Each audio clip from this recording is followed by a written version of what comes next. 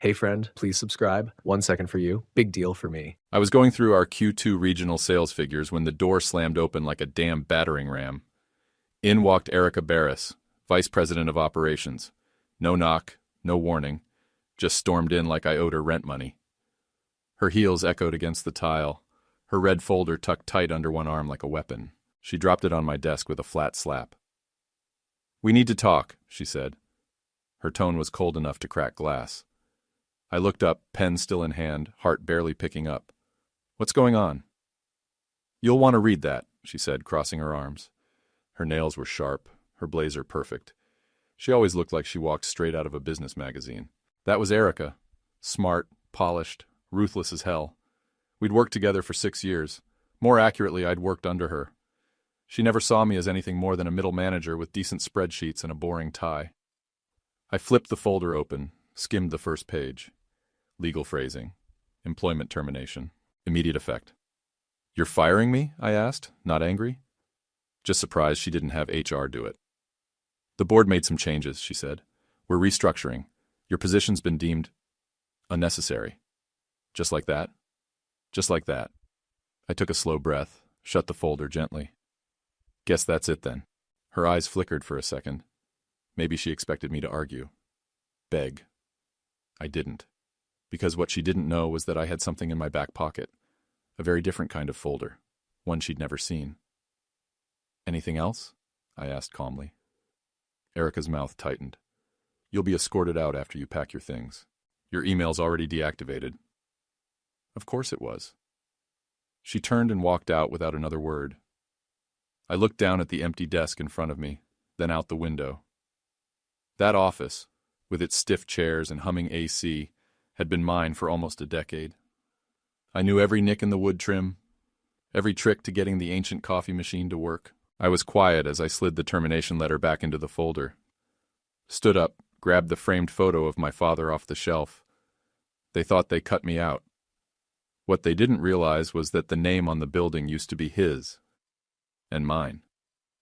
I left the folder on the desk and walked out with nothing but that photo and the calm of a man who already knew the ending. They had no idea what was coming. But they would. Very soon. 2 weeks earlier, I sat across from Mr. Ames in a quiet, wood-paneled office that still smelled like pipe tobacco and old books.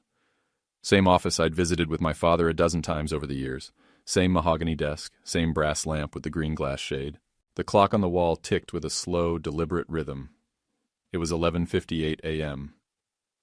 I watched the second hand crawl toward the top of the hour, stomach tight but steady. Mr. Ames sat patiently, his hands folded over a sealed envelope in the center of his blotter. My father's voice echoed in my head, like it always did when things got quiet. "Open it when you turn 45, not a day before." And that's what this was. My 45th birthday. No cake, no candles, just a will and a letter sealed by a man who always thought 10 moves ahead. At exactly noon, Mr. Ames pushed the envelope toward me. "Happy birthday, Scott," he said quietly. "Your father was very specific about the timing." I slid my thumb under the flap and opened it. Inside was a single sheet of cream-colored paper. My dad's handwriting. Unmistakable. Sharp. Direct. No wasted words. "If you're reading this, then you've waited like I asked." Good. That means you've grown into the kind of man who listens before he speaks. You were never loud, but you were always watching. That's why I'm giving this to you and not your uncle, or the board, or any of the people who think they built this company. I saw the writing on the wall a long time ago. I knew they'd squeeze you out. That's how the game is played now. Backroom deals, shiny titles, no loyalty. But they forgot something. I never signed away control. I just made it quiet. Included is the notarized trust. You're now the majority shareholder, 90% voting power. Use it however you see fit. Just remember who you are, and don't let them turn you into a coward in a suit. I read it twice, then a third time. Mr. Ames slid another document toward me. Thick, stamped, official. The trust transfer. Dated and notarized 5 years ago, right after Dad's last health scare. I must have stared at it for a full minute, not moving. 90%. I wasn't just an employee. I wasn't even just a son. I was the company now. And no one at headquarters had a clue. Mr. Ames cleared his throat gently. Do you want to take it home, or? No, I said, sliding the papers back into the envelope. I'll keep it with me. He nodded, folding his hands again.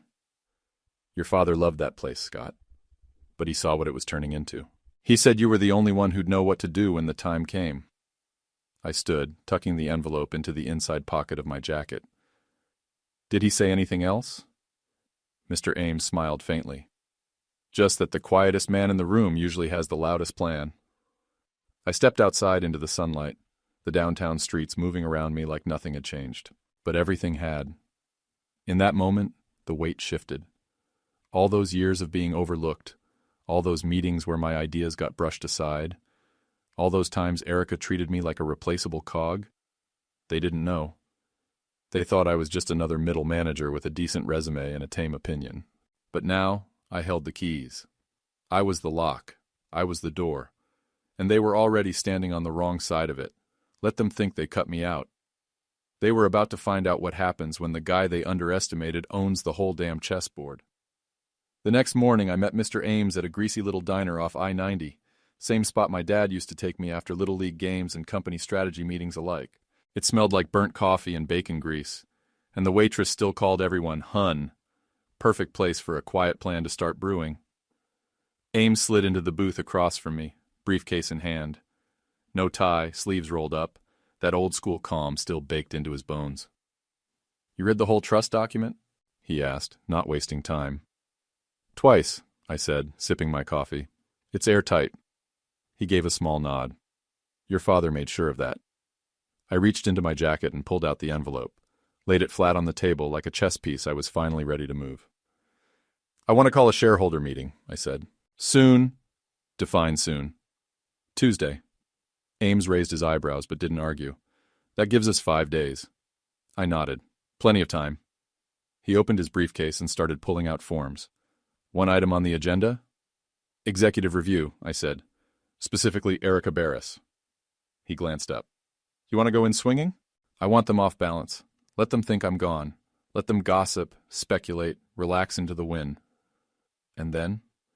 Then I walk in Tuesday morning and show them I never left. He gave a small smile. Your father would have liked that. I leaned back in the booth. For years I'd kept my head down, played it safe, kept to the numbers. I was the guy who quietly delivered the reports, while the execs toasted each other for growth they didn't even understand.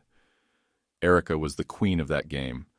Glossy pitches, inflated numbers, smoke and mirrors. She knew how to talk. I knew how to measure. Now it was time for the math to speak. You'll need documentation, Ames said. Official ownership verification, meeting notices. The board has to be properly informed. I've already got my old company badge and parking pass. I'll walk in like nothing ever happened. He scribbled notes on a legal pad, nodding as he went. And Erica? I'm not just firing her. He looked up. I'm exposing her. There was a beat of silence between us, the only sound coming from the sizzle of eggs on the griddle and a kid in the next booth telling his mom about a science project. I'll prepare everything, Ames said, flipping through forms. But I need you to be sure. I didn't hesitate. I am.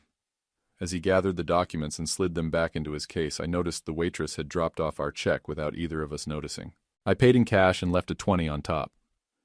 We stepped outside into the morning light.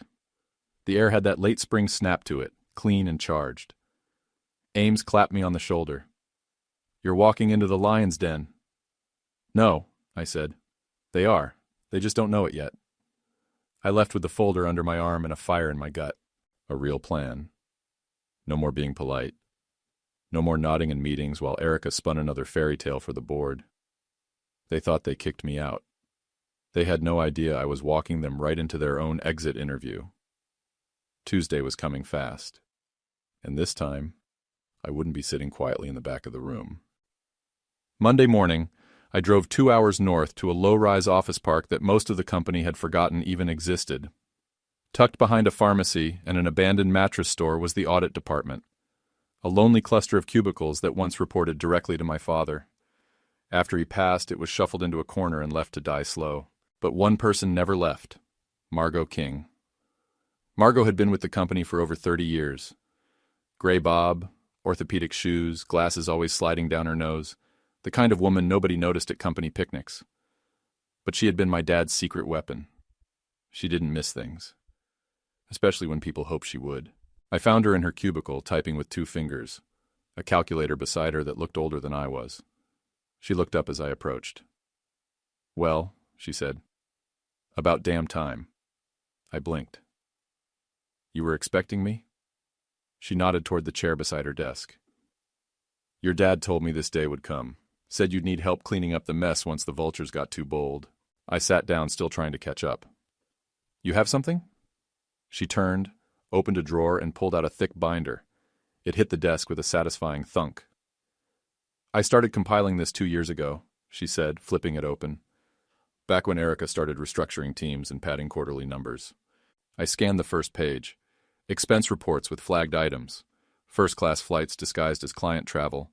Catered retreats labeled strategy sessions. Morale reports doctored to hide turnover spikes. Margot turned a few pages and tapped one in particular. "That's the whistleblower memo HR buried. Guy in logistics tried to raise flags about inventory losses and team burnout. Erica shut it down before it got to the board." My jaw clenched. "How many others?" "4 that we know of. 3 who quit. 1 who was reassigned to customer service in Wichita." I looked up at her. "You've been holding on to all this?" "Waiting for someone with a spine," she said simply. "Your dad told me not to give it to just anyone." She handed me a thumb drive. Digital copies, backups, timestamps, all of it. "And this," she slid over a second folder, "is a breakdown of department budgets under Erica's leadership. She's been moving numbers like a street magician." "Smoke and mirrors," I muttered. "Exactly." I spent the next 2 hours going through everything with her. Margot had built a timeline, organized the files by incident and category: travel, morale, finance, HR issues. She even highlighted connections between executive perks and sudden layoffs. No emotion, no opinion, just facts. Page after page of buried problems, packaged lies, and Erica's signature on every approval line. When I finally closed the binder, Margot looked at me, her face calm but firm. "You coming back to settle a score?" she asked. I shook my head. "No, I'm coming back to restore the company my father built." "Good," she said, sliding a copy of the executive charter across the desk. "Because this place doesn't need more power plays. It needs leadership." I stood, tucked the binder under my arm, the thumb drive in my coat pocket. As I turned to go, she added quietly, "Numbers don't lie, Scott. People do. People. You remember that." Driving home, I played it all over in my head. The manipulated graphs Erica had shown the board, the way she talked over everyone in meetings, the polished spin she put on declining morale. She played politics. But I had the numbers. Cold. Unforgiving. True. By the time I pulled into my driveway, I had everything I needed. Come Tuesday morning, I wasn't just walking into that boardroom with a title. I was walking in with receipts. Tuesday morning, I woke before my alarm. My eyes snapped open just after 5 a.m., heart already steady, mind crystal clear. Today was the day. I pulled out the charcoal gray suit from the back of my closet, the one my father bought me 10 years ago when I'd gotten my first real promotion. Still fit like a glove. Still smelled faintly like cedar. I took my time shaving, tying my tie, shining my shoes. I wasn't rushing this. Every move was deliberate. I left the house at 7 a.m. sharp. The drive to headquarters was familiar, right down to the last crack in the pavement of the south lot. I parked in the same spot I'd used for years. Nobody had reassigned it. Nobody expected me back. Good. Inside, the front desk girl blinked when she saw me. Mr. Danner?" "Morning, Sophie." I gave her a polite nod and kept walking. My badge still worked. I took the elevator to the 11th floor, executive level. The digital panel glowed softly. As I rode up, I could already hear Erica's voice in my head. "You're not supposed to be here." The elevator chimed and the doors opened. The boardroom was already full. Erica was standing at the head of the table, mid-presentation. She was gesturing toward a pie chart on the wall-mounted screen, her voice smooth as glass. "And as you can see, our Q2 margins are holding steady due to strategic personnel adjustments." Then she stopped. Mid-sentence. Her mouth hung open as she saw me step into the room. You could have heard a pin drop. Every head turned. Every eye landed on me. Erica's jaw tightened. "You're not supposed to be here," she said, her voice quiet but clipped. I stepped forward and laid the manila envelope gently on the table in front of her. I am now. She didn't move. Majority shareholder, I said calmly. 90%, as of 2 weeks ago. Verified, notarized, executed in trust by my father.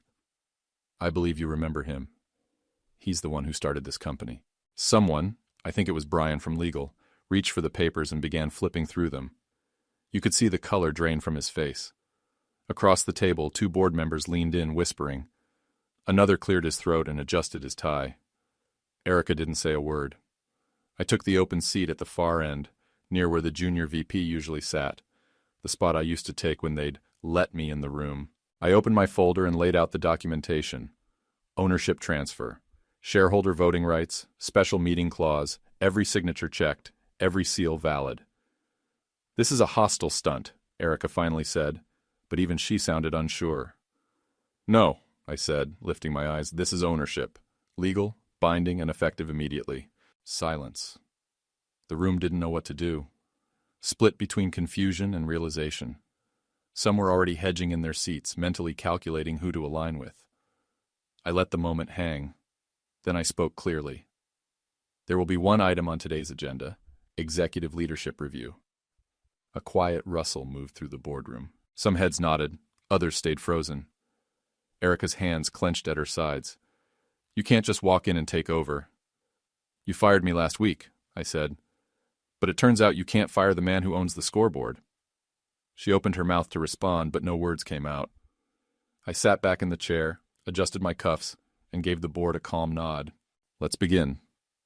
No anger, no drama, just facts.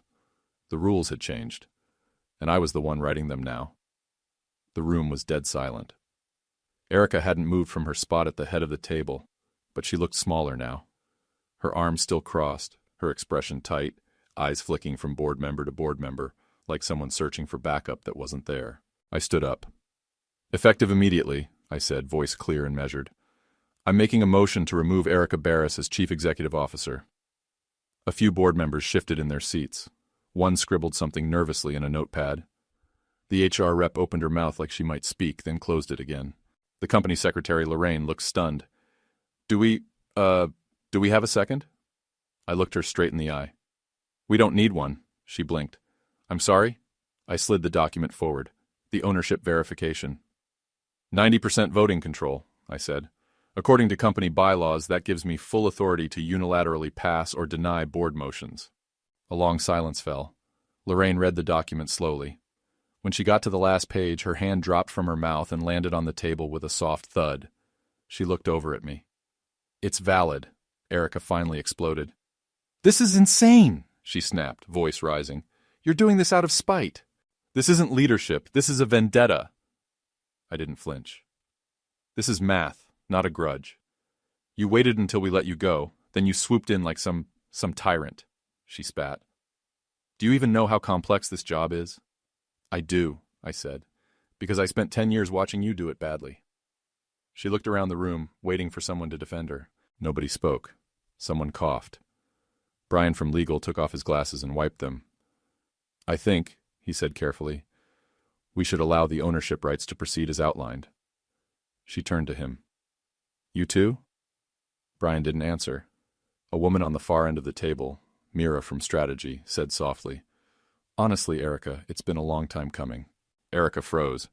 I mean, Mira continued, not looking at her, you ignored the morale reports, dismissed whistleblower complaints, and faked quarterly forecasts. We tried to speak up. Another voice, barely above a whisper, from an older board member I barely knew. About time. Erica's mouth opened again, but the fire was gone. Her shoulders sagged. Her eyes dimmed. She turned back to me, all that power suddenly nowhere to be found. You think you're better than me? I met her stare head on. No. I think I'm ready to lead. That's the difference. She didn't answer. Just grabbed her bag and turned, walking out of the boardroom without another word. Her heels echoed against the floor like a drumbeat of finality. Past the same people she used to bark orders at. Past the room that used to hang on her every word. Now, just silence. Once the door clicked shut behind her, I exhaled for the first time in what felt like an hour. The board members slowly turned to me. So, Mira asked, adjusting her glasses, What happens now? I straightened. Now we fix it, from the ground up. Lorraine looked at the agenda, then back to me. We'll need to update the executive record. I nodded. Let's start there. No cheers, no applause, just quiet agreement. Which was exactly how it should be. They never thought I'd come back. And they sure as hell didn't think I'd come back with power. But I wasn't there for revenge. I was there to rebuild. I didn't move into Erica's old office right away. Couldn't bring myself to, honestly. The leather chairs, the glass wall, the skyline view. It all still smelled like her perfume and power plays. No, I needed to start somewhere else. Somewhere quieter. So I took the small conference room next to HR. No nameplate, just a laptop, a notebook, and a coffee mug that said, "Best Dad Ever." It had been a gift from the warehouse team 5 Christmases ago, the kind of thing Erica would have tossed in a drawer. That week, I scheduled one-on-ones with every department head.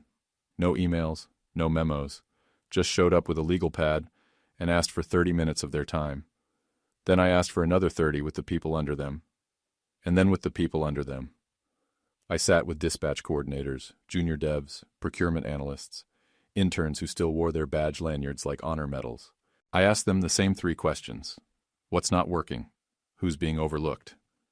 And what would you fix if it were up to you? At first they were hesitant, polite, corporate. But after the 3rd day, after word spread that I actually listened, the answers started flowing. That's how I met Amanda. She was a logistics manager buried 3 levels down in the org chart, running inventory and trucking schedules with a team of 6, though she was really doing the job of 10. No one above her had noticed, or maybe they had and just didn't care. She had spreadsheets that made my head spin. Real-time tracking, variance flags, reroute plans. She didn't brag. She just showed me quietly like she thought I was going to laugh. Instead, I offered her a promotion on the spot. "Just like that?" she asked. "You've been running circles around this place for a year," I said. "It's about time we caught up." She got choked up but nodded, took the offer. And within 2 weeks, her entire department ran smoother than it had in a decade. Then there was Danny, one of our top engineers, the kind of guy who wrote code like poetry and never played politics. Erica had pushed him out 2 years ago for not aligning with team energy, which I later learned was code for he questioned her metrics in a meeting. I tracked him down through an old colleague and offered him his job back. He didn't even hesitate. "I thought you'd forgotten about people like me," he said when he walked back into the building. "Not a chance," I told him. By the end of the month, I'd reinstated 6 former employees who should have never been let go, realigned several teams, and started a completely new initiative, the Employee Advisory Council. 1 representative per department, monthly meetings, anonymous feedback channels, not performative, not a box to check, actual seats at the table. The first meeting was awkward, lots of wide eyes and stammered sentences. But by the second, the ideas started to land. A junior developer pitched a UI change that eventually saved the customer service team 2 hours a day. A warehouse rep pointed out a recurring bottleneck no one on the 6th floor had ever even heard about. Some of the best ideas came from interns. Interns who, under Erica, were too afraid to speak up. One of them, Arjun, 19, quiet, suggested an energy optimization system for our West Coast distribution centers. He saved us 40 grand in a quarter. People started talking in the hallways again, smiling in elevators, laughing in the lunchroom. The culture was shifting, not because of a mission statement or a rebrand, but because the silence had finally been broken. They thought I came back for revenge. What I really came back for was balance. Not control, not ego. Just the soul of the company my father built. And for the first time in a long time, I could feel it breathing again. I passed through the tech bullpen on a quiet Friday morning, coffee in one hand, notes in the other. It smelled like burnt toast and lemon cleaner, same as it always had. Someone had written on the whiteboard near the team huddle area in thick green marker. He came back. No initials, no smiley faces. Just that. I stood there for a minute, alone, watching the marker ink dry into the fibers of the board. No cameras, no applause. Just a line written by someone who'd seen me walk through the fire and still come out the other side. That meant more than any press release ever could. In the break room, people were laughing again, Real laughing. Not that stiff, nervous stuff you fake when your boss walks by. Someone had brought donuts. 24 from the little corner place that always ran out by 9 a.m. Nobody asked who paid for them. Nobody needed to. For once, things felt human again. I had my usual black coffee and lingered by the microwave while a new hire, couldn't have been more than 23, told a story about how the elevator spoke to him and he thought it was a ghost. People cracked up. Even the finance guy laughed, and that man hadn't cracked a smile since 2017. That afternoon, I walked back to my office. The big one. I hadn't gone in all week. I'd kept to the bullpen, the planning rooms, the little spaces where real work happens. But now, it felt like time. The door was still labeled CEO. My nameplate hadn't been added yet. I stepped in and stood just inside the threshold. Same walnut desk. Same floor-to-ceiling windows that looked out over the skyline. Same chair Erica used to command the room from like a throne. But none of that felt heavy anymore. The air had changed. I walked to the shelf by the window. Sparse, a few company awards, a paperweight, and one photo frame that hadn't been there before. Someone must have brought it in. It was a picture of me and my dad standing outside the first plant we opened in Akron, Ohio. I was 22, wearing steel-toe boots and a sweat-stained t-shirt, grinning like an idiot with my arm slung around him. He had one hand on my shoulder and a look in his eyes like he saw more than I ever knew. That was the day he handed me my first company badge. "You're not just clocking in," he'd said. "You're learning how to build something worth staying late for." I set the photo back on the shelf and took a deep breath. It wasn't about the view or the title. It was about earning the right to be trusted. The empire wasn't rebuilt in a day, but it sure felt like a start. I sat down at the desk for the first time and let the chair adjust under my weight. It felt different now, like it belonged to someone who knew what it meant to listen. There were no headlines, no confetti, just a simple moment of stillness in a room that used to echo with fear. Later that evening, as I packed up to leave, my inbox pinged with one unread message from Erica Barris. Subject, no subject. I opened it. To the staff. "I know I made mistakes. I won't waste your time with excuses. I hope the next chapter is better than the last. Erica." No signature, no flourish. Just a small, honest sentence from a woman who once thought she couldn't be replaced. I stared at the screen for a moment, then closed my laptop and turned off the light. Tomorrow would be another long day. But for once, I wasn't walking into a war. I was walking into something we could finally call ours. 1 year later, I sat behind the same walnut desk where I'd once been handed a termination folder. Now, I held something different, the company's annual performance report. I flipped through each page slowly, the numbers hitting harder than any headline ever could. Revenue, up 22%. Employee retention, up 37%. Engagement scores, highest since tracking began. The graphs told the story better than I ever could. Not just recovery, but a complete cultural shift. We weren't just surviving anymore. We were leading. And not with noise, with purpose.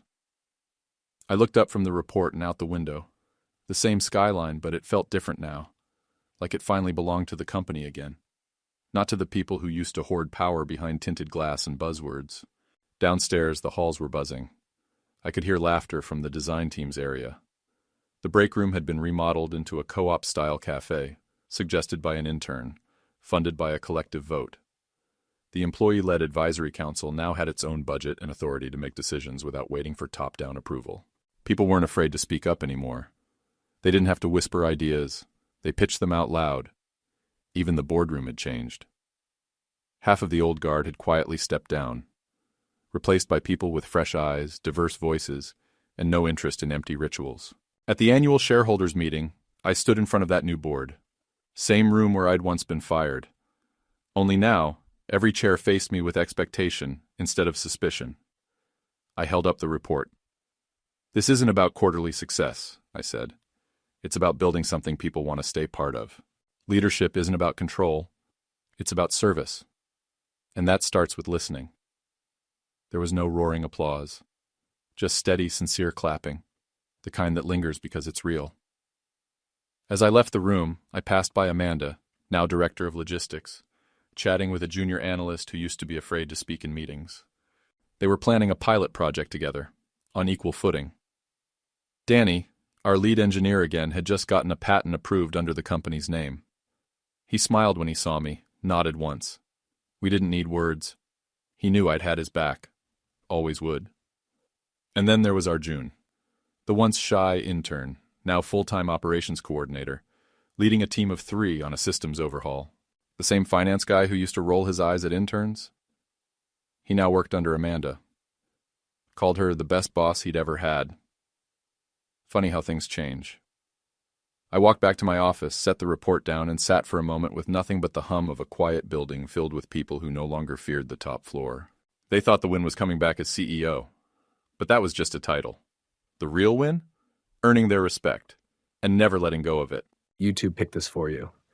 Tap it. Let's see if they guessed right.